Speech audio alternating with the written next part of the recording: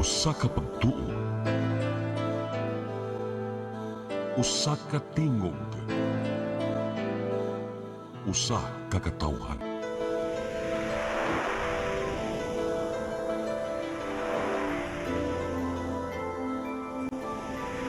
Cebu Catholic Television Network.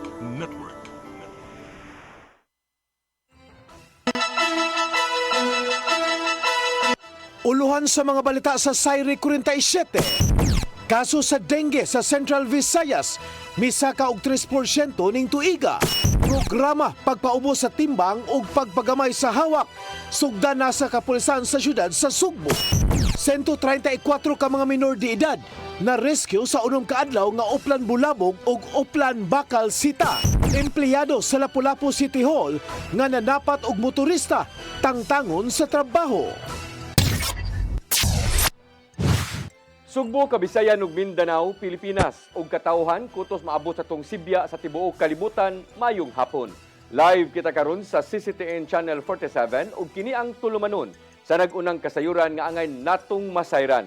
Sa nga ni Attorney Danica Caballes, ako si Dennis Tabar ug kini ang Sayri 47.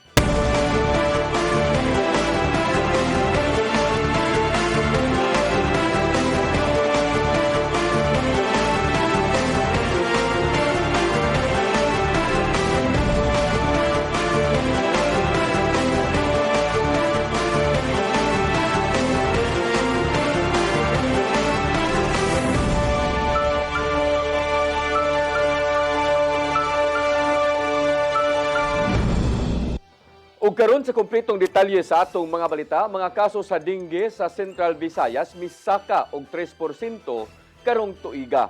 Mao nga mahinungdanon alang sa Departamento sa Panglawas dinhi sa rehiyon nga malambigit ang katawhan sa papakigbatok sa maong sakit. Ang kasayuran ihatod ni Gian Navarro. Gitaho sa Department of Health Central Visayas nga niabot na og 5,880 ang mga kaso sa dengue sa rehiyon gikan Enero 1 hangtod Hunyo 14 ning tuiga. Mas taas kini og 3% gikan sa kaniadtong 5,694 dengue cases sa susamang panahon niadtong 2024. Sa maong gidaghanon usab, anara sa napo ang nakalas sa mong sakit samtang nangaayo ang kadaghanan sa mga gipang-igo. Tungod dini gihingusgan sa DOH-7 ang paglambigit sa katawhan aron pakigbatukan ang dengue. Mato ni Dr. Ronald Jarvik Buscato nga kinahanglang ipabilin ang kahinlo sa palibot nga mao'y unang pagpanagang batok sa dengue. Pinaagi sa paglabay sa mga stagnant water nga mo'y kapangitlugan sa mga lamok, ilabi na katong nagdala og dengue virus, dili hinuon kini mo daghan pa. Balik kita sa search and destroy. No? And mind you, natay mga komunidad nga wala tay gibuhat nga misting nga na-control nila ang ilang kaso. You know, just involve the youth, for example, no? Especially during weekends. Sila may mag-lead sa paglimpyo. Dugong pa ni Dr. Buscato nga angay ang manginlabot ang publiko kung mupahimos man ang LGU o mga chemical interventions aron mapugngan pa ang dengue-carrying mosquitoes. Sama na lang sa pagbutang og larvicide ngadto sa mga stagnant water areas og demisting ngadto sa mga lugar nga daghan og lamok diin, gasto kaayo kini. May tabo hinuon na mong lakang kung nagkadaghan na ang nalandig sa tambalanan tungod sa dengue.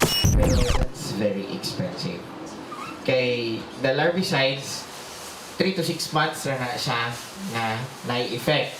Kung maulan, unya maanod, mag-refill na sad ka, mag-re-apply na sad ka. Kay of course, ma-wash off man sad ang chemicals.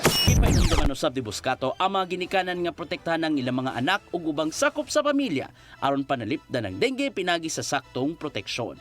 Magpahiling ni hinuon sa doktor kung adunay gipamating sintomas, sama na lang sa grabing hilanat.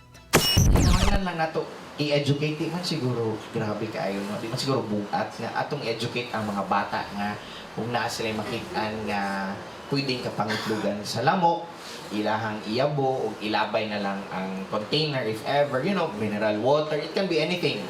Gian Navarro, CCTN News.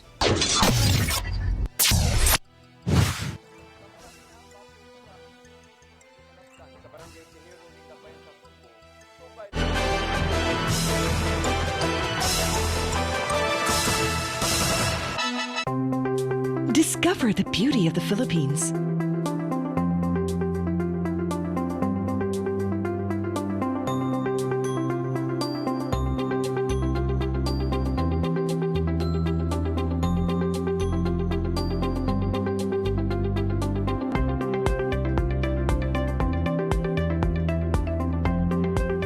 With Philippine Airlines, the country's flag carrier.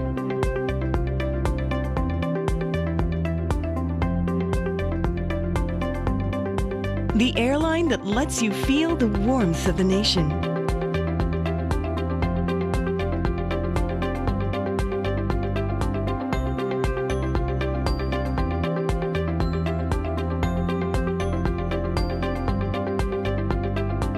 Mabuhay!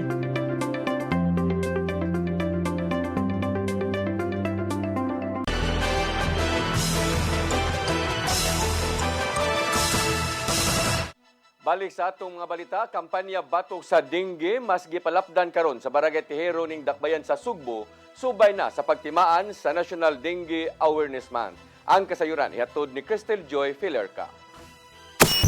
Gipahigayon sa Barangay Tejero ning Dakbayan sa Sugbo ang interactive session sa dengue control and preventions. Mga barangay health workers, midwife, nurse o pipila sa mga residente sa barangay maoy mitambong sa kalihukan. Katuyuan niini nga mahingusgan pa ang kampanya batok sa dengue ug mas mapasabot ang komunidad sa mong sakit. Mato ni Dr. Ram Cabellion sa Cebu City Health Department nga mahinungdanon ang dugang kahibaw sa mga barangay health workers sa mong sakit, simptomas ug sa implementasyon usab sa mga lakang pagkontrolar ug pagpugong sa makamatay nga sakit. Ato sa session, gihimugatan ang 4T strategy batok dengue ug pagpatuman sa 5S dili lang sa mga tunghaan kung dili ngadto na usab sa mga panimay. Dugang ni Dr. Cabellion nga ang pagpanglimpyo mao gihapon ang usa sa labing epektibong lakang pagkontrolar sa sakit.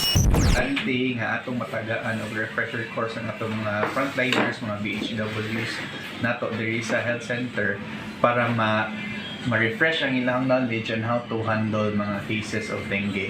So, number one priority nato is to prevent rising cases of dengue here in Barangay Tejero.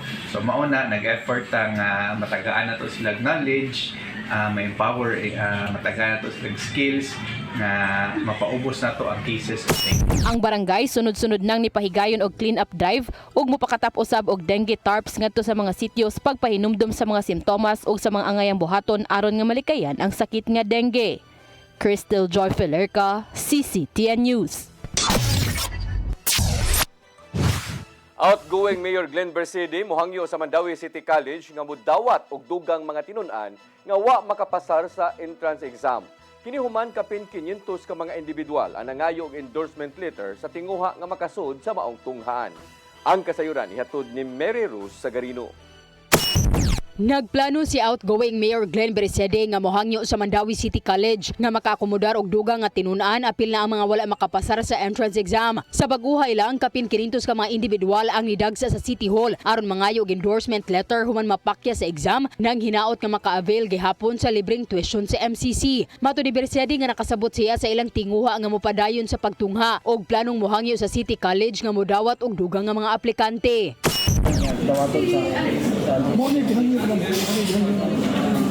Sa akong tisurot, sa akong sa hidin, si Ribabunti at sa ito. Na masudlan pa. Kadagang kay gusto libreng edukasyon.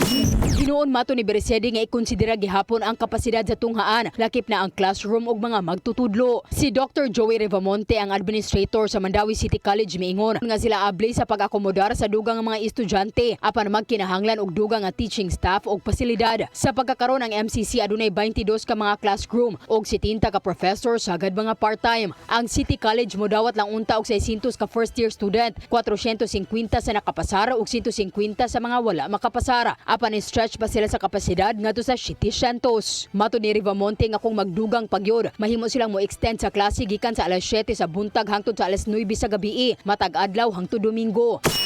Then ato nang iran ang picture na muadta classroom and muadta og teachers. Accommodate kita as to their request. Mo follow raman tag mo implement raman tag leader. Nang hinaot siya nga ang umaabot nga administrasyon ni Mayor-elect Tadeo Junque Uano nga mosuporta sa mga plano sa pagpalapad sa tunghaan, lakip na ang gisugyot nga bagong campus. Mary Rose Sagarino, CCTN News. CCTN. Mohangyo sa Coastline Management Board ang konseho sa siyudad sa Sugbo nga muduso o ordinansahon aron mapanalipdan ang mga bakhawan sa Barangay Cogon Pardo o Barangay Inayawan. Matod ni CMB Chairman Ed Carlon Rama nga angayang gahinan sa LGU og igong pundo aron dili maguba ang maong mga punuan nga mosangput sa grabing epekto sa climate change. Gibadlong sa Cebu City Environment and Natural Resources Office ang Department of Public Works and Highways tungod sa pagguba sa mangroves alang sa flood mitigation project. Gipahinuduman usab sa CMB ang konseho nga nakahatag og dakong risgo sa kalikupan ang pagkagamay na sa bakhawan sa mao nga gikinahanglan kining mapanalipdan. Pinaagi sa maong ordinansahon makahimo sila og mga proyekto nga makahatag og maayong resulta sa palibot.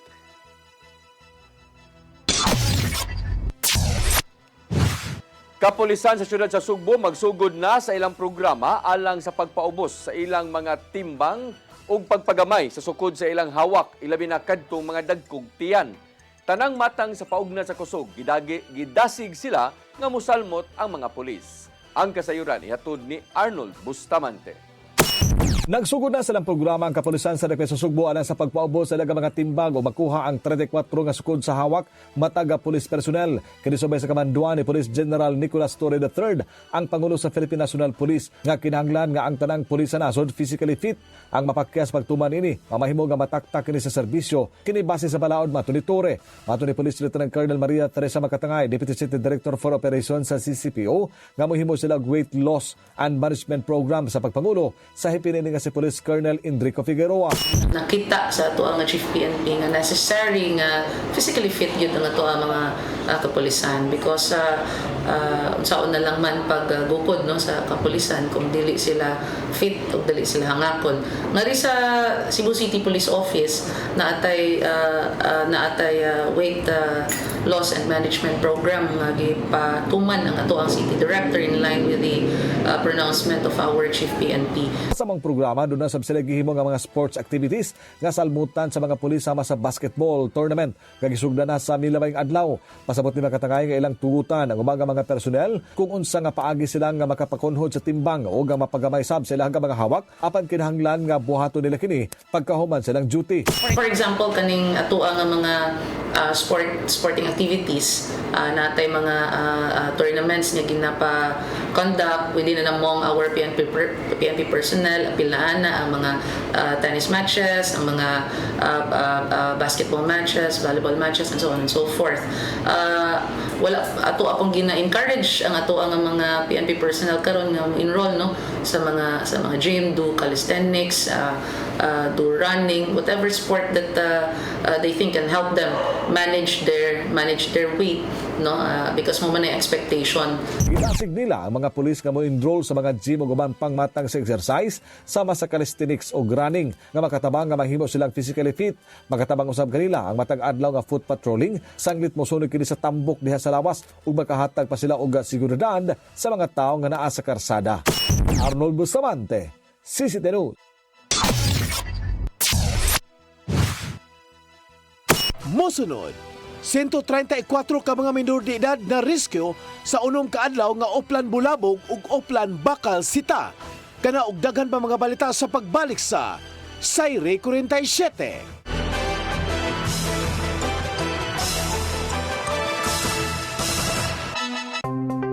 Discover the beauty of the Philippines.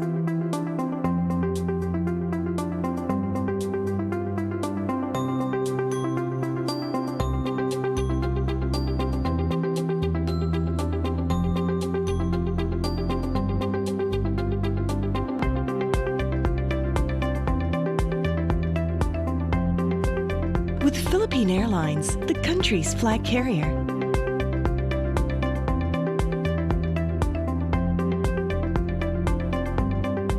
The airline that lets you feel the warmth of the nation.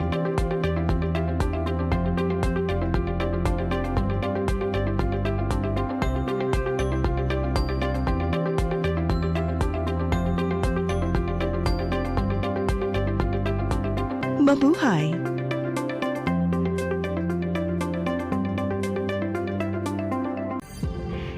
ang programa kung saan magko-collaborate ang ating mga ozone med doctors para ibahagi ang kanilang kaalamang medikal. I believe with all my heart that the Lord is allowing us to understand that He's the one who are extending this life, and we have to really take care of our body. Yes. Matag episode, among ipaambit ninyo ang mga healing testimonies. Every day, pagising mo, iisip ko kung ilang taon na lang yung tatagal ko, yung ganun.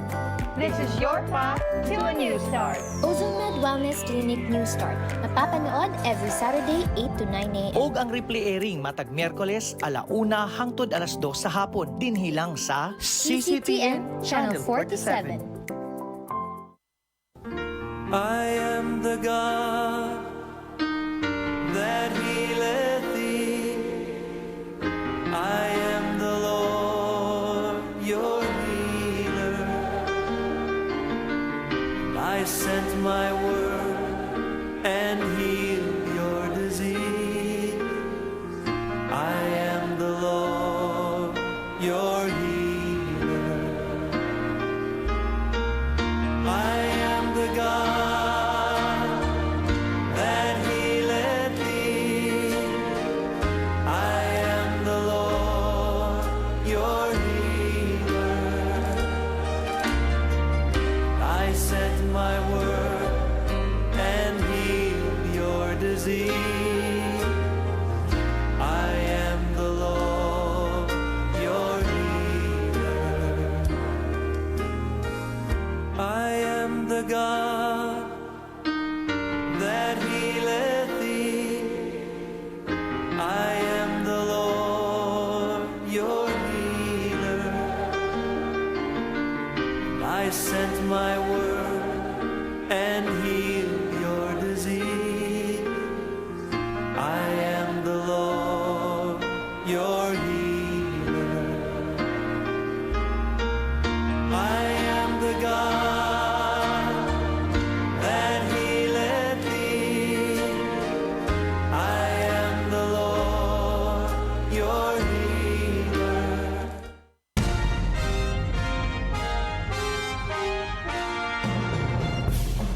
Gabriel Flash Elorde.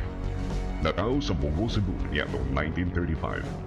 Nahimong World Boxing Champion niadtong 1960 diha iya nagpalukapa si Harold Gomes sa ikapito ka round. Si Flash Elorde nagupot sa championship belt sud sa pito ka tuig. Ang iyang record, 88 wins, 33 by knockout, 27 losses, and 2 draws. The first Asian inducted into the International and World Boxing Hall of Fame.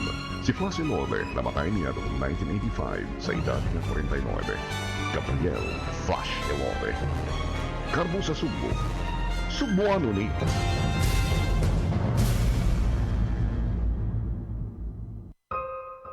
Di siya kumutuog na Ginoo.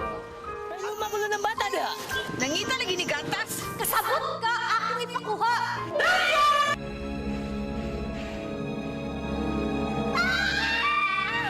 Ug naa sa unang Timoteo 3:15 nga ang iglesia sa buhi nga Dios mao iyang panimalay ug mao ang haligi ug sukaranan sa kamatuoran. Mayo! Basta tayo! May hatag lang unta kong gatas para sa inyong anak. Basin kadahon ka nga ikaw ang gwapa sa tibok kalibutan. Unsay reparation, Monsignor? Buhi ka laing bata aron mabayran ang imuhang nahimo nga dakong kasalanan.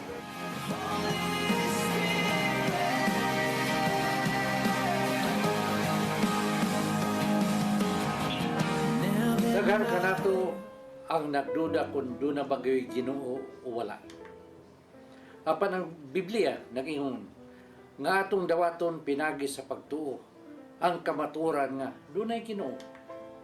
Sa Hebreo 11:6 nag-ingon, walay makapahimot sa Dios kung walay pagtuo. I came for you. I came for you. Holy Spirit.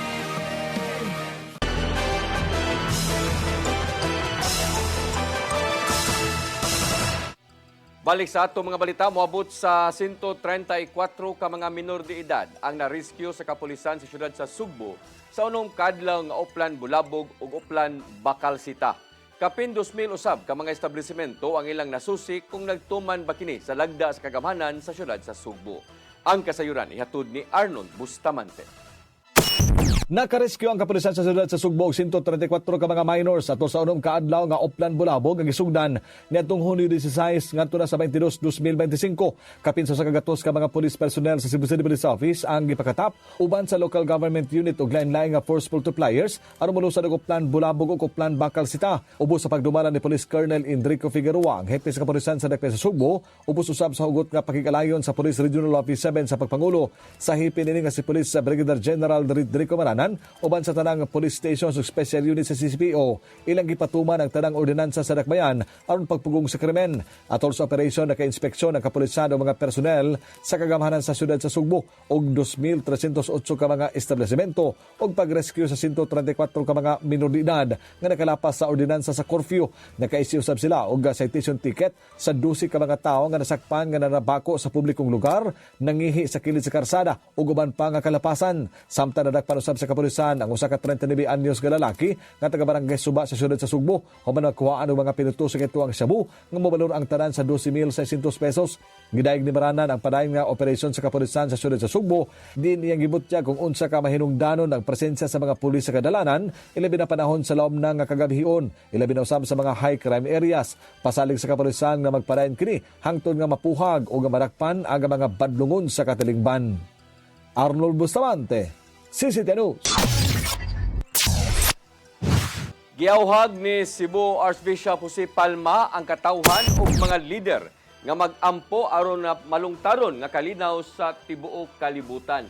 Igo lang nga gipalanog ni Palma ang nahimong panawagan gikan sa Vatican subay na sa nahimong tensyon tali sa Israel ug Iran ilabi na sa nakabot nga total ceasefire. Matod ni Palma nga gikinahanglan ang maayong dialogo sa isig kan nasod aron mahimuan kini og dugang pa nga mga interventions ug mapugngan pa ang kagubot sa Middle East. Nakita usab sa mga opisyal nga tungod sa maong kagubot hayan maapektuhan ang ekonomiya sa mga kanasuran.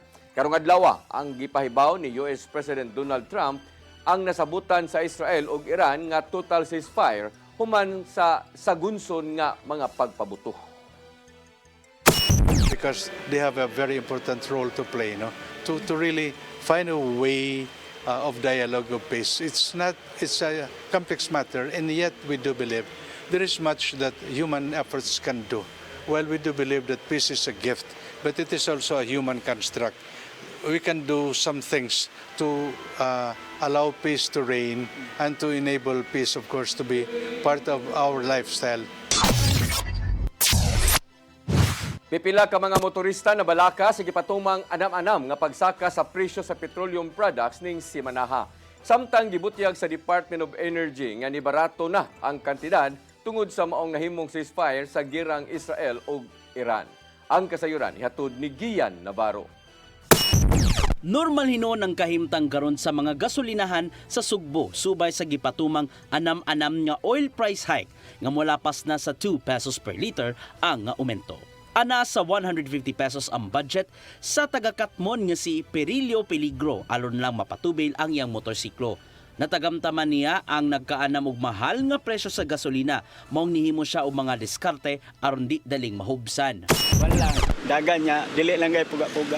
Kada semana nako full tank nako. Kada semana. O karon rag medyo na kuan, langanin na. Susamosab ang gibati ning laing motoristang si Rodrigo Adolfo aron lang makabiyahe paingon sa iyang trabahoan sa Dakbayan sa Sugbo. Aron di makalas ang gasolina, iyang paggunang makina kung matanggong man siya sa bugat o hunong-hunong nga traffic pabalik sa Dakbayan sa Talisay. Hindi mayon ta sir, kita magkantos ko ni mahal mo gud gasolina. Mayon ta akong mahimo. Dili ta kay mo increase ba? Dili pa kay mo taas. Ituyo ang staggered system nga pagsaka sa presyo sa lana human nagsabot ang Department of Energy ug oil companies sa miaging mga adlaw. Apan karong adlaw lang gitaho sa officer in charge sa DOE nga si Sharon Garin nga ni barato og kalit ang kantidad sa petrolyo sa world market. Tungod kini sa nahimong pamahayag ni US President Donald Trump nga total ceasefire tali sa Israel ug Iran. Sabutan pa karon sa mga oil companies kung mahimo bang pugan ang laing pagsaka sa presyo sa petroleum products tungod sa nimong kalambuan. Nagpabili ni noon ang mando ni Presidente Ferdinand Bongbong Marcos Jr. alang na sa mga apektadong motorista sa oil price hike. Pero kahit may good news tayo ngayong umaga, ang utos pa rin ng Presidente is we make sure that we protect the Filipino people from the impact of the oil price hike. Meaning po, most especially those na gumagamit ng public utility vehicles, our farmers and our fisher folk. Ian Navarro, CCTN News.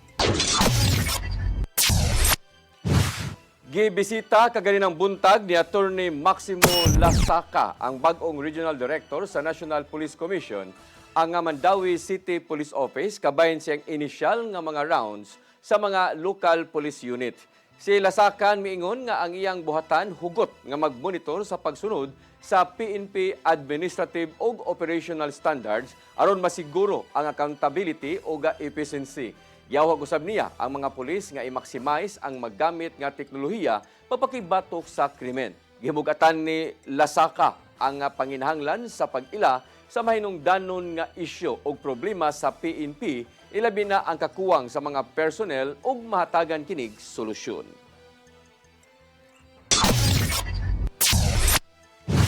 Gibanabanang moabot og hangtod 50 ka mga drivers ang gi-isyuhan sa citation ticket sa Cebu City Transportation Office suman nakalapas sa gipatuman nga traffic scheme sa Banilad, Talamban area kagahapon.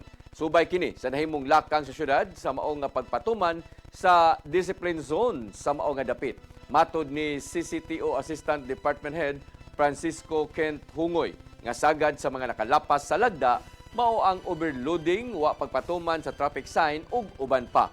Gipatuman ang discipline zone sa Manila Talamban area sukad kagahapon sa tinguha nga mugaan pa unta ang trapiko sa matag tigsulod nas og ting-uli ug yawhag usab ni Hungoy ang public utility vehicle drivers nga muhunong sa mga loading ug unloading areas alang sa mga nag-commute.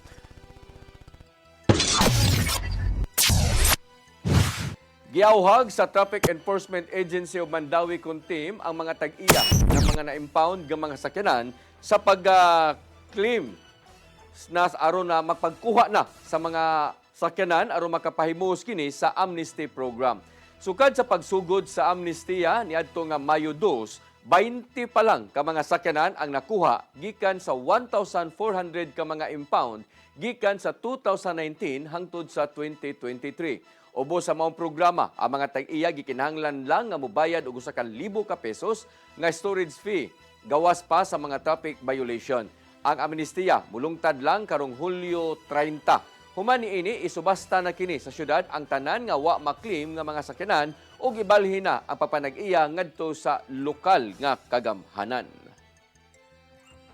So katong mga naay mga na-impound nga mga sakyanan diha sa ato ang sa team, pwede nga jud kayo ninyo kuhaon no sa kantidad lang nga 1,000 ang storage. Kay mao nay atong gitagaan og amnestiya. Mosunod, empleyado sa Lapu-Lapu City Hall nga nadapat og motorista tangtangon sa trabaho. Kana og daghan pa mga balita sa pagbalik sa Sayre 47.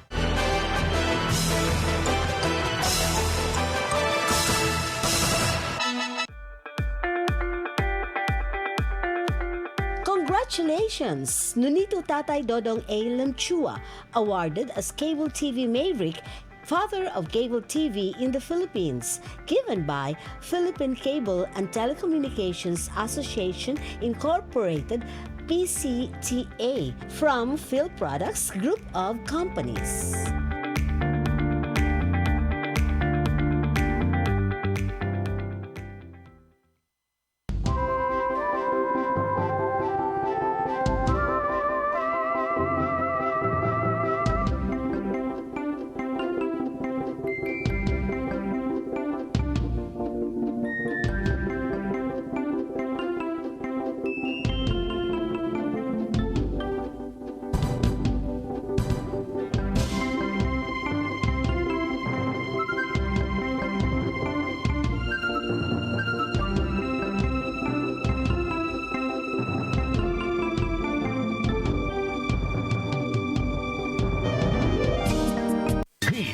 007 Action Files.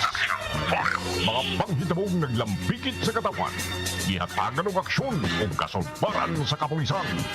PRO7 Action Files. Base sa talaan sa Police Regional Office 7, nakatakoy padayong gisubay at taganong katinawan, pinaagid ning maong tulumanon. PRO7 Action Files. Atong kaninyo sa Police Regional Office 7 o NTV CCTN.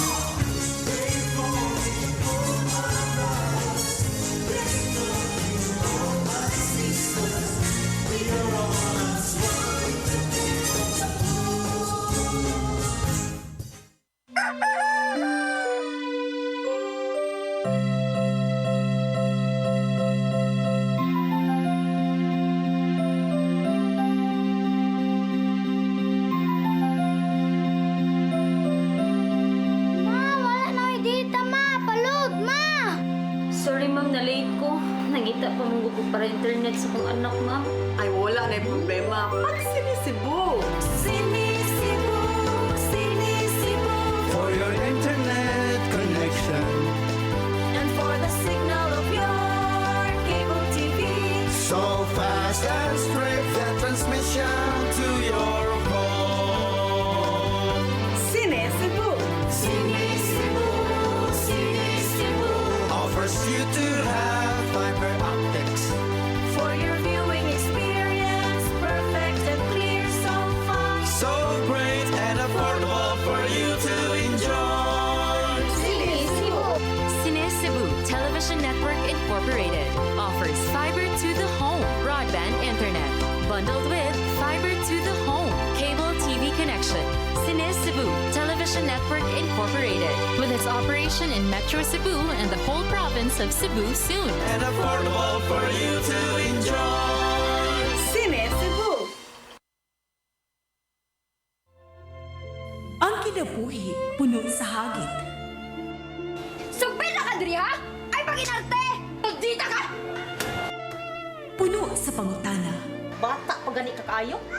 Nagpuyap-puyap na ka? Kinsa man ang mukhang masakitin ako din ay karoon ha? Kinsa! Kung sibuti mo'y pasabot, Daddy. Puno sa luha. Pagpili pa, ako nga imong anak o kana imong mga babae. Kasuko! Yung ano pa? Ano itang ka ni Papa? Apan bisan mangit-ngit pa ang imong kalibutan, aduna pa'y nagpahiping kahayag. Aduna ka pa'y kasumbungan. Mga laman, hanap na. Dear Tatay, Tunog na unlod na. Nganong handungan man. Wailaing pagi aron masabtan nato ang Biblia. Kinanglan nga doon natay relasyon kang Isus. Hangtod sa layan natong panaguban, daghang salamat. Shalom. Tunog na unlod na.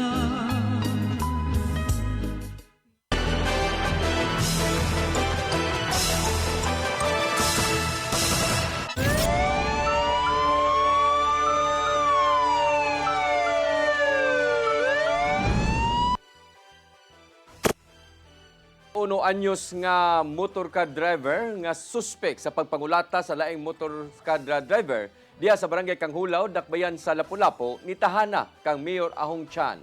Gipangita sa social media ang suspect humani katap ang CCTV footage sa nahitabong pagpangulata. Ang kasayuran ihatod ni Crystal Joy Filerca. Pasado alas 10 kaganihang buntag, sa Lapu-Lapu City Police Station 3, nitahan ngadto ni Mayor Junior Dahong Chan ang suspect sa pagkulata sa usa ka motor ka driver sa barangay Kanhulaw, Dakbayan sa Lapu-Lapu nga nahitabo nitong Domingo pasado alas 2 sa hapon. Ang nahitabong pagpangulata sa 51 anyos nga suspect nga si Lemuel Suwan ngadto sa 33 anyos nga si Marlon Kevin Bron nakuhaan sa CCTV sa barangay. Gipost kini sa social media sa asawa sa biktima kagahapong adlaw ug nadangat kini ngadto sa mayor maong iya usab kining gipangita pinaagi sa iyang social media account. Matud ni Suwan nga voluntaryo na siyang nitahan tungod kay nag-viral na ang maong video. Giangko niyang tungod lang siyang kalagot maong iya kining nabuhat. Tungod kay nianang higayuna, naguna siya sa linya og adunay naabot nga 7 ka mga pasahero. Duha ang iyang gipasakay ug ang 5 nga magpamilya adto na sa nagsunod kaniya nga mao si Bron ug sa lain pang motor ka driver. Ang duha naibili 5 pagputuyog na ko pre, bahin lang ta pre kay mingaw kayo. Kay mama na akong kasabutan ako bahin ba nang unong ka pasahero tulo ka motor may kalargaon karon mga bahin ng pasahero. Apan wa masunod ang mando ni Suwan tungod kay matud pa ni Bron nga magpamilya ang iyang pasahero. Tulo niini mga bata kuyog ng ilang ginikanan maong wa kini nagbuwag. Sa iyang pagbalik, kalit na lang siyang gikulata. Bali, di naman po magbuwag yung mga bata. Kaya sa akin na lang po sumakay yung 5. Pero ang naman po talagang ang policy naman po diyan sa sa Star Oil kung ano po yung matiming sa yung pasay, yun po yung ilalarga po ba. Ato siyang pakigatubang ni Suwan ngadto ni Mayor Chan kaganihang buntag na ngayo kini og pasaylo. Gusto usab siyang mangayog pasaylo ngadto sa biktima. Apan si Bron desididong mopasaka og kaso batok sa suspect aron nga dili na kini subling mahitabo sa lain pang mga motor ka drivers. Samtang nibutyag si Mayor Chan nga dili niya itugot nga magpadayon ang mong binuhatan sa Dakbayan. Mong andam siyang motabang sa biktima kung ugaling mopasaka na kini og kaso. Nasa gunson na ni ang mga pangitabo nga sama ni ini. So mana nga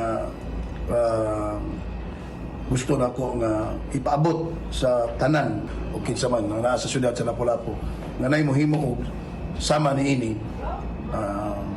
Di ko magpanuko nga mutabang sa mga biktima labi na katog yung way mga sala. Sigun usab ni Police Lieutenant Colonel Christian Torres, ang spokesperson sa Lapu-Lapu City Police Office, nga taliwa sa pagtahan sa mong suspect, dili pa kini matanggong tungod kay pasakaan una kini og kaso ug huwaton ang warrant of arrest. Dili man siya makatursod gud. Mo regular filing na gyud ang mahitabo ana, maghuwat sa warrant considering taon nang nahitabo ang kaso. Si Suwan ni butyag nga tulo ka higayon na siyang pabalik-balik sa prisuhan. Uwahing kaso niya may kalambigitan sa illegal nga drogas ug niadtong nilabay nga tuig lang siyang nakalaya. Crystal Joy Filerca, CCTN News. Lalaki nga gituho ang nanulis sa usa ka motorcycle taxi rider na dakpan sa siyudad sa Toledo, humandaling girespondihan sa kapulisan. Na corner hinuon kini sa otoridad sa diyang nisuway og tago sa kapanimay nga gipanag-iya sa usa ka retiradong sundao. Ang kasayuran ihatod ni Gian Navarro. Way swerte kining lalaki nga nanulis sa motorcycle taxi rider human nadakpan sa masakop sa kapulisan karong adlaw sa Barangay Talavera, syudad sa Toledo. Gila ang didakpang si Rodave Belleza, ulitaw og tagadakbayan sa Naga. Diin siya ang gitumbok nga nanulis sa rider nga si Hamerito Paired, tagadakbayan sa Talisay. Gikuha ni Belleza si Paired aron makasakay sa ride hailing app og magpahatod sa tricycle terminal sa dakbayan sa Talisay. Apan kay sukwahi na og layo na sa gilaumang padulngan ng biyahe, hangtod nga ni deklarar si Belleza og tulis. Tungod sa kabalakan ni Paired, gipakita niya ang sulod sa pitaka sa gitumbok nga tulisan diin 100 pesos lang ang sulod. Wala hinuon mo salir ang tulisan tungod kay naniun usab kini og armas sa kilid sa rider. Gikuha na lang sa dinakpan ang 100 pesos gikan kang Paired. Hangtod nga gitawagan sa mong lalaki ang kapulisan sa syudad sa Toledo ug niresponde dayon. Og sunod lang sa 3 minutos, nadakpan ni noon ang giingong tulisan sud sa kabalay sa Barangay Talavera nga misuway pagtago. Gitug-an sa hepe sa Toledo PNP nga si Police Lieutenant Colonel Wilfredo Alarcon Jr. nga atol nga ang tag-iya sa gisudlang balay sa dinakpan usa ka retired nga sundalo nga maoy hinungdan nga kini nadakpan. Giolagway ni Alarcon nga high sa illegal nga droga sa among suspek ato sa pagdakop. Nakuha sa mga pulis ang armas kay gigamit sa pagtulis sa mga rider ug illegal nga drogas ato sa pagrikisa niini. Kasong robbery with intimidation, illegal possession of firearms ug paggupot og illegal nga drogas ang atubangon nga kaso sa dinakpan. Kasamtangan sa gibalhog sa custodial facility sa Toledo City PNP. Gian Navarro, CCTN News. Empleyado sa Lapu-Lapu City Hall nga nang dapat og motorista tangtangon sa iya nga trabaho. Gibutyag ni Mayor Junard Ahong Chan nga base sa ilang investigasyon ang maong kawani mo'y sad-an sa nitabong lalis sa kadalanan. Ang kasayuran ihatod ni Crystal Joy Filerca. Karong si Manaha gikatakda pauntang mag-atubang ang 29 anyos nga motorista nga si Edsel Lumungsod ug ang empleyado sa Lapu-Lapu City Hall nga nalambigit sa road rage niadtong Hunyo 18 sa Barangay Basak. Apan kaganihang buntag, gibutyag ni Mayor Junard Ahong Chan nga dili na kini mahitabo tungod kay tangtangon na siyang trabaho ang nalambigit nga empleyado. Matod niyang dili na kinahanglan tungod kay nakuha naman sa city administrator ang habig silang empleyado ug sa nireklamong motorista. Ug nasuta usab sa ilang investigasyon nga ang mong empleyado mo'y sad-an. We already terminated his service. No? We found out sa ato ang grievance committee sala gid niya. Siya pa'y nakadasmag, siya pa'y namunal. Maong kagahapong adlaw na desisyon na ni Mayor Chan nga mo-issue na sila og termination order sa maong casual employee. Samtang kini na lang ang nahimong reaksyon ni Lumungsod sa pamahayag sa mayor. Mao na tinuod yun na istorya, dili na ingon nga tumutumo ra, istorya lang. Amo kana ba matangtang wala na mga padlungon nga nasa City Hall. Dugang pa niya nga gusto niyang matangtang ang mong kawani tungod kay isip mga empleyado sa gobyerno. Sila paunta ang dili angayan mobuhat sa maong binuhatan. Akong gusto gina na ma'am, atangtang gina ko na siya. Kay nanagod lisod kayo magkinto ang ordinaryong tao sa Lapu-Lapu tungod lang na abikinas gobyerno. Nibot niya gusab si Lumungsod nga bisan og natangtang na sa trabaho ang mong kawani, desidido gihapon siyang mopasaka og kaso. Crystal Joy Filerca, CCTN News. Mao kadtong naglangkob sa atong mga balita sa Sayre 47 sa nga ni Attorney Danica Caballes. Ako si Dennis Tabar. Hantod ugma dinig gyapon sa inyong paboritong tulumanon, Sayre 47.